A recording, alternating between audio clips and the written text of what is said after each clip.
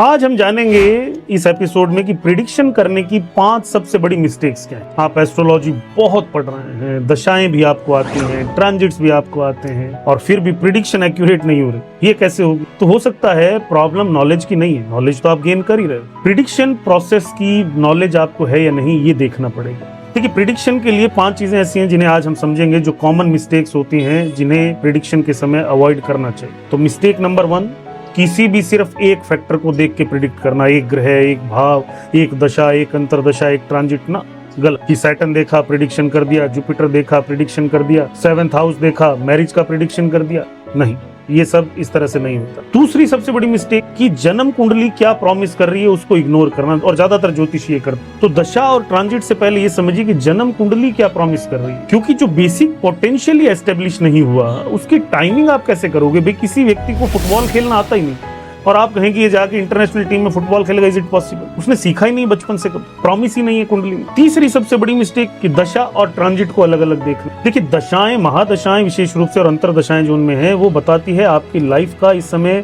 कौन सा theme activation में चल रहा है, क्या होने वाला है, क्या होगा। लेकिन उसे ट्रिगर कौन करता है? उसे ट्रिगर करता है ट्रांजिट। तो टाइमिंग रिफाइन करने के लिए दोनों को कंबाइन करके और तब डिसीजन लीजिए। चौथी सबसे बड़ी मिस्टेक, क्वेश्चन क्लियर नहीं करना। आपने क्लाइंट को पूछा ही नहीं ढंग। क्लाइंट ने बोला कैरियर कैसा रहेगा और आपने बस शुरू कर दिया। अब कैरियर कैसा रहेगा ये तो इतना बड़ा सवाल है कि इसके अंदर आप क्या क्या बताओगे। तो उसे क्लाइंट से आपको पूछना है कि आप क्या पूछना चाहते हो। प्रमोशन चाहिए, आपको जॉब चेंज करनी है, आपको सैलरी इंक्रीज के बारे में पूछना है, आप बिजनेस शुरू करना चाहते हो, आप फॉरेन सेटल होना चाहते हो, फॉरेन जाना चाहते हो, तो क्वेश्चन स्पेसिफिक कर, तब प्रेडिक्शन स्पेसिफिक होगी। और 5वीं सबसे बड़ी मिस्टेक जो लगभग सभी ज्योतिषी करते हैं, चाहे नए हो या पुराने हो, वो है ओवर कॉन्फिडेंस। अगर चार्ट में एविडेंस मिक्स है तो प्रेडिक्शन में भी एप्रोप्रिएट अनसर्टेनिटी आनी चाहिए। तो हर चीज में ये कहना कि 100% यही होगा, मैंने बोल दिया ऐसा ही होगा, ऐसा नहीं होता। ये ओवर कॉन्फिडेंस है, ये एस्ट्रोलॉजी नहीं। और फाइनल फॉर्मूला क्या है, ध्यान से समझ लीजिए और एक लाइन इस डायरी में, आपकी डायरी में लिख लीजिए। सबसे पहले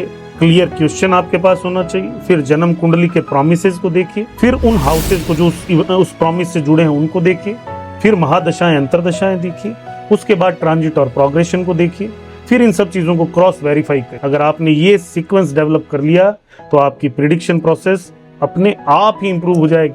और याद रखिए, अभी तक हमने ये 10 एपिसोड प्रिडिक्शन के देखे हैं और हमने अपनी फाउंडेशन बना ली है।